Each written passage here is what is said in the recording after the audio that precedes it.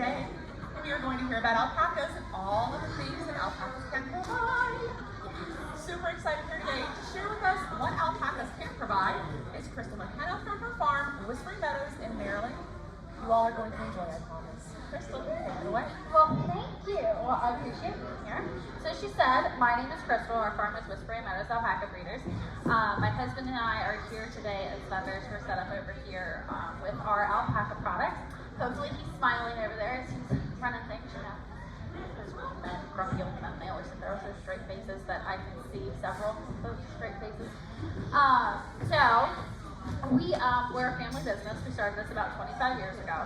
And currently we have about 40 alpacas on the farm. When I say it is a family business, I truly mean it is a family business because, well, if the next slide goes, is it on the same slide? Yes. Yeah.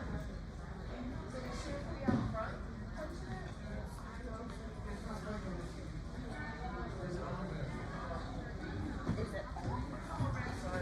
Oh, hey guys, it helps if you turn the remote on.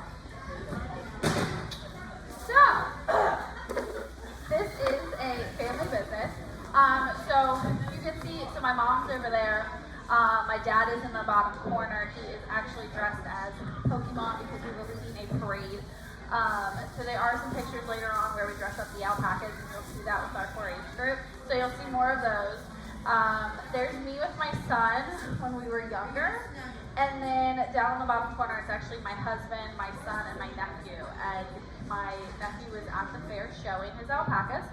And he actually won the building grand champion for the grapes that he grew. So we were there taking pictures and walking around with him, letting him show us all this stuff for 4-H. And then my sister there as well. So like I said, we've been doing this for 25 years now. In that time, we have grown the business for sure. And here's our pal Gracie. We're going to be able to talk with her and pet her later. So this here is just showing you a few of the things that we do with the alpacas. So like I said, so we do show them. We also do the products and stuff, which we'll talk about the qualities that their fiber has, the differences between alpacas and llamas, and we'll get to all of that as well. And then there's another picture of us dressed up because we do farm events. And then our farm is not just an alpaca farm. We actually raise hogs and cattle for beef and pork. We also have a big Texas Longhorn named Charlie. We showed him a couple times along with another Texas Longhorn we had. But now he has just retired to the biggest long ornament that you could probably have. Him, be careful, he's got depth perception issues. You go up to feed him and he's like, oh hey, what you guys doing? And does not know how big those horns are, and whack! So you definitely have to pay attention when you're hanging around with Texas Longhorns. So we do have a 4-H group. Like I said, we did start a 4-H group when I was younger and my sister were younger. Here we have some of the alpacas dressed up in costumes because one of the shows that we do is costume contest, but then we also have done, like I said, the parade and different events like that. And then of course we dress them up for fun things like St. Patty's Day the other day. And here we had some people out visiting us and we dressed a couple of the alpacas up in some sunglasses. We did Minions for Halloween. I actually did had my son dress up as Minnie too. And then we also have Pokemon there. So here's just showing you a few of the things that we do. So we are online, we sell online, we're on social media, we go into events like this where we set up for the product, and we also take the alpacas to nursing homes and different events like that. And then showing. So showing alpacas is pretty interesting. You can do obstacles like this is the this is the teeter-totter, you can do bridges, you can do jumps, you can do agility, which is actually getting your alpaca to do agility. However, usually that's more on the handler than the alpaca because remembering the actual route and pattern that they decide to plan can be more difficult than actually doing it. So that's a lot of fun. Our 4-H program, you get to actually come out and they rent the alpaca for $1. A few of the 4-Hers have actually fallen in love with their alpacas and they've actually bought their own. And they get to come out, they get to work the alpacas, they feed the alpacas, they do different events with the alpacas, and they train them. So we do work on desensitizing them so they're not kicking and they're used to being handled in the public. As you see, you walk an alpaca, everyone, I want to touch it. And so the alpaca has to be prepared for that. They have to know how to handle them inside of a trailer. They have to know how to tie that knot. And then just doing the obstacles like the jumps and the bridges and different things like that. You do a change of pace. Alpacas are very much herd animals. So when they have a change of pace, you have to get them to run from that spot to that spot. However, if that spot is not facing all their buddies over here, you don't want to run that way. So getting them sometimes to do that can be eventful as well. And then we also do different farm events at our house. We have a big family festival every year that we have in October. We do hay rides. We do some fun stuff with the hay. We do cards for soldiers. They get us to see the store. And then our 4-H usually does some sort of food booth. They get to paint pumpkins and just a bunch of different activities that we have at the farm. We did yoga with alpacas one time. So we're always doing different things with them. And then, like I said, we're also on social media as well. Now, some people may not know all about alpacas. So a few different things is there's two different types of alpacas. So there's Surreys and there's Wakayas. So my Wakaya is right here. You see how he's like this big, bushy, fluffy thing. Those are your Wakayas, more like your teddy bears. And then these are the Surreys. So the Surreys, you can see here, he's kind of got like these pencil locks. And what I'll do is I'll bring them around and you guys can pet them and you can pass them around and you'll be able to feel the difference. So your Surrey, they're more silky. They're beautiful when they run because you just see these like long pencil locks, like lobes. But working with the fiber is very different. How you doing? So they're both extremely soft. It's just a different texture, different type. And I do have the picture. So the one in the middle, you can kind of see his bangs. And you can kind of see how it's like more stringy. Those are your Surreys. And then the big fluffy head, that's the Wakayas. And then the other picture, yes. This is alpaca. That's alpaca. This is alpaca. That's just clean. So that's what they feel like clean. And so like I said, the one's the Surrey, one's Wakayas. The Wakayas are more popular. They're just not necessarily more popular, it's just kind of they're more common. The Surreys, there's still a lot of them, they're just not as many. And the ones over on the side, I'm guessing it's this side of the screen, that's the Surrey, or that's the alpaca short. And so we shear them once a year in the spring. When I was growing up, you had to answer all kinds of fun questions and stuff like that, know whether they were a ruminant or a this or a that. Well, alpacas had 22 natural colors. On the German farm, so my name's Krystal, but my baby's German, so you'll see on our sign the German family. So the I just lost my train of thought. What a great speaker. What did I say? 22 colors, thank you. That's always fun. Thank you, I appreciate that. So there's 22 colors. On our farm, there was actually 23 because we dyed one purple. So one of those costume contests we did a one-horn, one-eyed flying purple people eater, and we had a purple alpaca. So we always told people there are 22 natural colors, 23 on the German farm. Since then, they have actually condensed that down to 16. So I guess they got tired of light fawn, medium fawn, dark fawn, and they combined some of those. So now they only recognize 16 natural colors. Some of them are absolutely gorgeous. There's different browns, but there's rose grays and silver grays, and that's beautiful. So the alpacas, another interesting thing about them is they actually have pads on the bottom of their feet and 2 toenails. So you do have to cut the toenails. And the pads, they're like a dog, like the bottom of the dog's foot. So they're not as hard on your pasture as like, say, your horses or your cattle, where they're a lot heavier. They do originate from South America. They're a part of the camelid family. So in that family, you have your guanacas, which are absolutely huge. I saw one time. You have like a gate, and your llamas and stuff, their heads are poking out. Well, the chest of this thing is like huge. It was insane. They're huge. So you have your guanacas and your camels. your alpacas, and then you have your vicunas. So the vicunas and the guanacas, they are actually still in South America. They have not really been domesticated. Like I said, I did see a guanaca. So they have been, they're just more rare. Most of them are still in the wild. Llamas and alpacas have been pretty domesticated and are pretty popular in North America as well. The vicuna actually has just as soft fiber as the alpaca, if not softer, and which is why alpaca have one of the softest fibers in the world, but not the softest. And the llamas, with like their fiber, there's more guard hairs in it. They still shear them, they still do things with their fiber, but their fiber is not as soft. So here's a picture of the llama and then the alpacas, as you can see. So a lot of people wonder what's the difference between a llama and an alpaca. So the llamas, one, like I just said, they're larger. So an alpaca can weigh between like 120, 180 pounds. We had one hitting 200. He was going for a diet because he should not be 200 pounds. So you're hitting like, 180s on the high side with the alpacas. Llamas, on the other hand, they can go 250, 450. So there's some times where they're actually double the size. And if you look at the picture again, so on the right, that's your llama there. He's got the curved banana ears, and then you have the alpacas on the other side. Look at the body. It's hard to tell in a picture, but if you can just see based off the body, look how large his body is compared to the alpaca.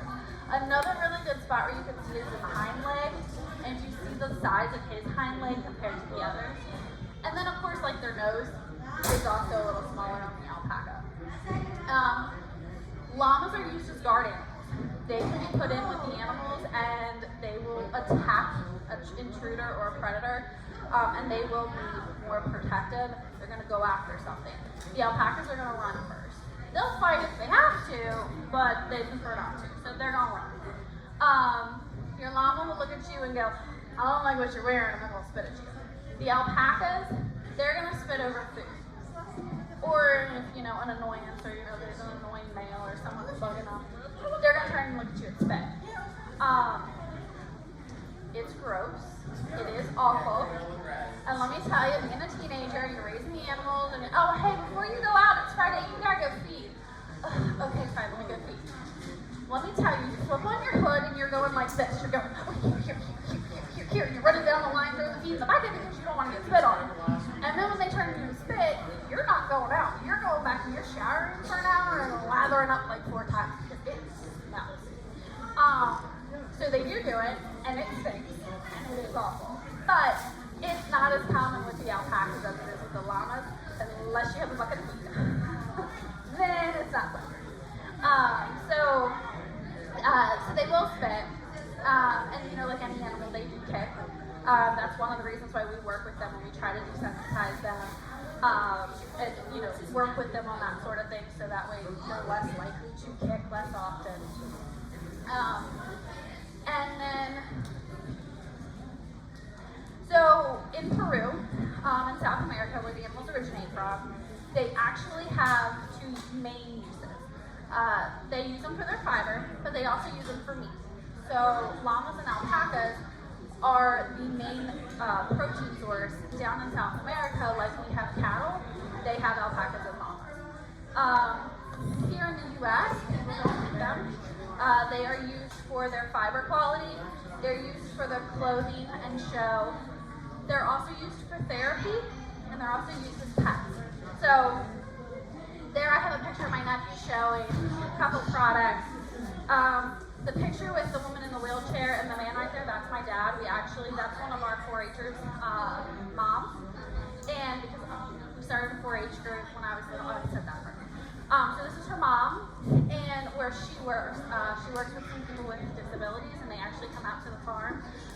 We do hay rides and stuff like that. We make it really accessible, so that way everybody has that chance to be able to experience it and experience the farm.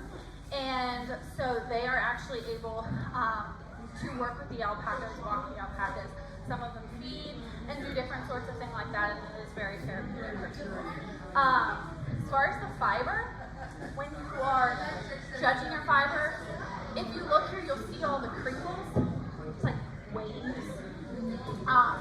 It's called crimp. and that's how they judge the fiber. The more crimp, the better. They're based on certain grades. The length, they can actually get up to, for wakais, they can actually get up to 5 inches thick for their fiber. Surreys can reach 7 inches on the length. And so with the wakais, you're looking for that crimp. With the surreys, you're looking for that luster and shine of the fiber. So here's a few different things with the fiber. This is all the qualities that the fiber has. So alpaca fiber is actually considered a luxury fiber because it is one of the softest fibers in the world. It is moisture wicking and breathable. So a lot of times if you're wearing different type of wool socks, you will sweat. With the alpaca, you're not sweating because it's breathable and moisture wicking and pulling that moisture from your body. My husband used to wear wool socks once. And then he met me, and I'm like, you chuck them things, and you're gonna wear these. Well, he would take like 3 pair, and he would replace them, and he's in the middle of the woods, and he's doing this. It gets cold because your feet are now wet, and then they're out in the middle of the woods, and it's cold. So I gave him a pair, and now he takes 1 pair, and he doesn't have to switch them out in the middle of the woods because he's not sweating by being out there. My mom makes the joke he married me for the alpaca socks. I think it was something else, but that's our little running joke. So it definitely does make a difference. It's great for being outside because it is water resistant and wind resistant, so it does break that wind. I had to put a shawl on yesterday because they moved up this door. I didn't for a reason we were back here.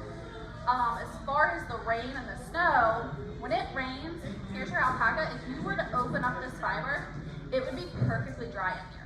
And that's the same thing with the headbands and like the gloves and stuff like that. If I poured water on here, which I should have brought water and done it, it'll just sit on top and it could roll right off. It does not soak through and go inside. I throw it back and use my headbands, I'll turn it back over. But it's great for being out there. Yeah. This is a very sock-specific question. Okay. So you're saying they're not as warm as like wool or merino? So actually they're warmer than wool. Alpaca is, they think that it's one of the softest fibers and it's one of the warmest fibers, but because it's breathable and moisture wicking, it's pulling that moisture from your body so you're not sweating from it, and it's breathable. So like I have alpaca socks, I wear them in the summertime. My dad wears the therapeutic socks because he's got a lot of health problems, he's diabetic, and he wears therapeutic socks all year round, that's all he wears. So we're not sweating from it. And what happens is because when you wear wool socks or other types of socks that don't breathe, you're sweating. So you become colder, one, because you're sweating, and with the alpaca, you're not sweating.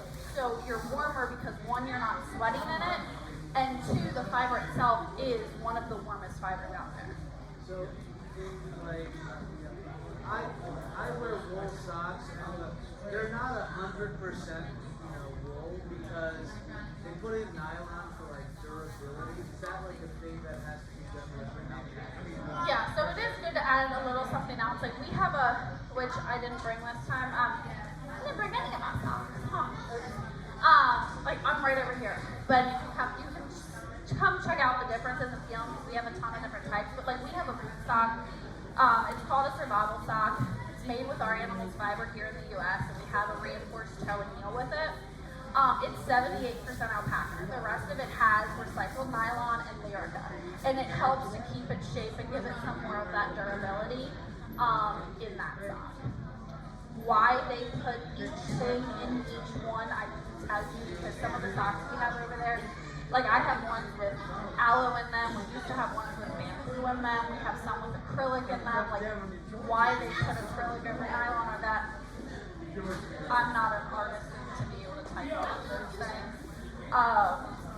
But it does make a difference in like the types and the styles of socks we have. Like we have like thin, more lightweight dress socks, we have boot socks, we have yoga socks, slipper socks, bed socks, we have like ankle socks, the therapeutic, the knee high, the ski socks. So there's a ton of different types, and you'll notice there's different percentages in each one.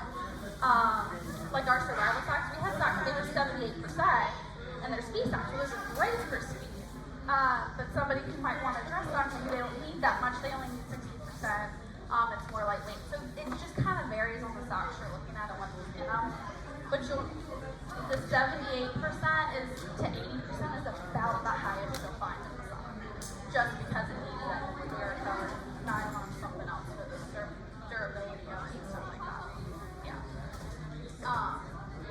It also is hypoallergenic and it doesn't have the lanolin in it. So there's many people who are allergic to wool. It's not the wool they're allergic to. Most people, it's actually the lanolin that they're allergic to, and alpaca is lanolin free. So a lot of people who are allergic to wool can actually still wear the alpaca, which is really nice. That they still get to be able to have some kind of wool factor that they get to wear. And then most people don't find alpaca itchy. So like I know when sometimes people are like, oh, I touch wool and I can immediately feel it. If you felt the alpacas, most people don't find them itchy.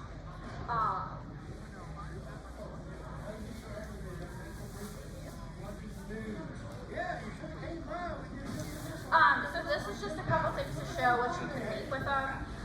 So our farm has a mixture of products. Some of the stuff that we make, some of it we have made here in the U.S. with our fiber, and some of it we actually import from South America where the animals originate from, and that gives us more of a variety. So like those rugs, so the two center pictures, those are rugs. Those are handmade down in Peru. Absolutely gorgeous, but hand done work. So we also have dryer balls. We do different, like I said, gloves, headbands, scarves. We have almost something for everything. We do a lot of different animals, a lot of different types of socks, which I already kind of went through. Sweaters and yarn. Here's some of the animals. There's my nephew. You can tell the kids definitely get their share of these stuffed animals because the picture of him with the bears and then my kid, Paca, Mommy, my Paca and Paca. I'm like, honey, no, that one's not yours, it's that. Finally, I was like, mother, my child needs one of his own, so he can stop loving all these ones. So he finally got his own for Christmas. And then here's just like our stand set up. Those are the survival socks I was telling you about. And then the gloves and the fingerless, those are also USA made with our fiber. And then there's my kiddos, so we have a ton of kids stuff as well. The lollipop not included is alpaca. And then we have some men's hats that are reversible, the wolf hat. Not child size, the child thought it was his size. The cookie cutter and the pen, which is kind of cool. And then that was the end of the pictures and stuff like that. Do you guys have any questions? Yeah.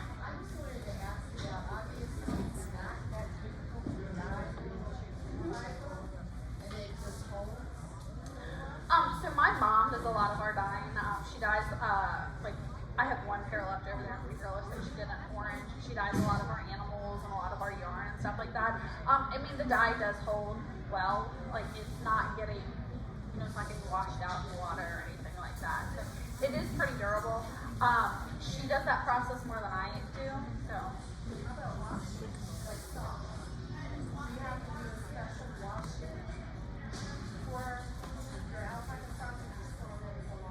Well, yeah, we'll see. Now that depends on who you ask, because if you ask my husband, he's gonna tell you, throw it in the washer, throw it in the dryer, it's fine. I, on the other hand, prefer to wash them in cold, and I prefer to air dry them. However, my socks have not shrunk, even though they go in the dryer. It's just, they don't have the tendency to shrink like wool does. So they can be thrown in the dryer. Your socks. If you had like a sweater that was a little more delicate, I do like a low cycle, gentle cycle, and then I air dry it. The socks, they put on the dryer, and they hold up. And like mine, I have colored and dyed ones too, and they hold up. Once he had his hand up, and then we'll go. As you did before, what are health protocols on Alpacas? What are what? Health protocols. Health protocols? Yeah. Worming, just like that. So our procedure that, so what happens with the alpacas, they're fairly easy to raise. Scoop grain, hay, water, grass. But you do herd health once a month, so we do a worming shot. And then we rotated, I think it was Ivomax, Dexamax, one of those. It's been a while since I've been looking at the bottle, and we've rotated those, so we'll give them a worming shot. And then you do a body score on them. So we do like 1 to 10. So we can kind of judge where they're at in their body mass. When we're getting 1s and 2s, we're like, okay, what's going on? Are you sick? And when you're getting the 9 and 10, you're going, okay, Chubby, you're going on a diet because you're eating food. So we do that. We do safeguard every 3 months. And then you clip their toenails as needed. It's just like a thick white stuff that goes in the mouth. Whereas your shots, you're injecting them under the skin. The same part goes in the mouth. It's just another kind of worm. Alpacas naturally have worms, and that's one of the reasons you're worming them every month is to keep that down. If you're not worming them, then they can end up getting very sick. They could even die from different types of worms and parasites. So that's one of the things that you're constantly treating by having them, because they naturally already have some in their system. Yeah.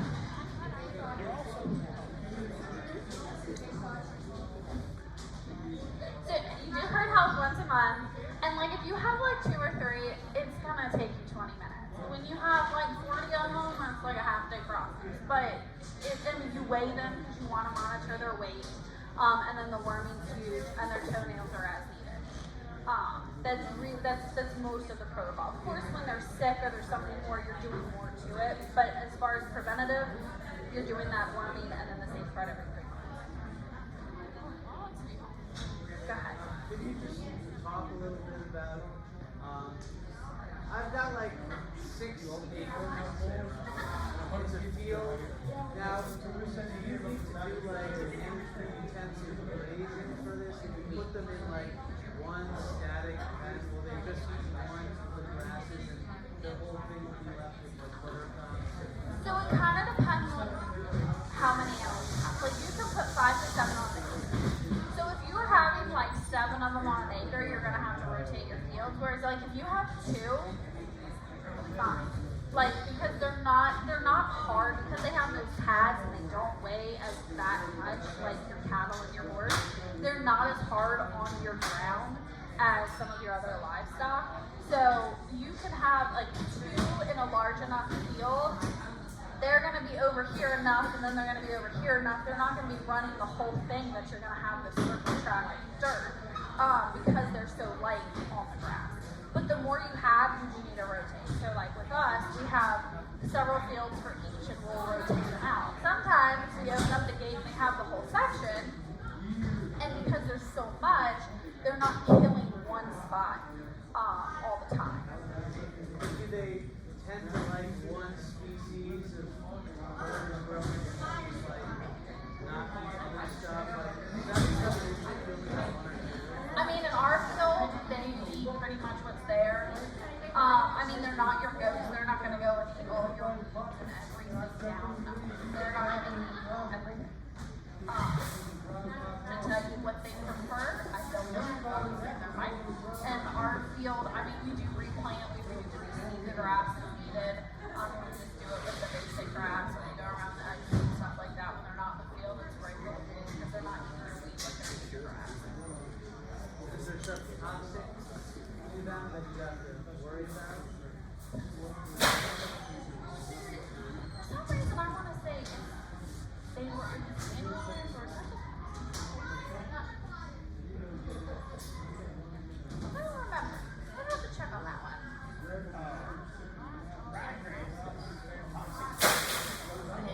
The which one? Ryegrass? Okay, so ryegrass. Okay. As long as it stays down short, you're fine. Some houses are toxic to them. Yeah.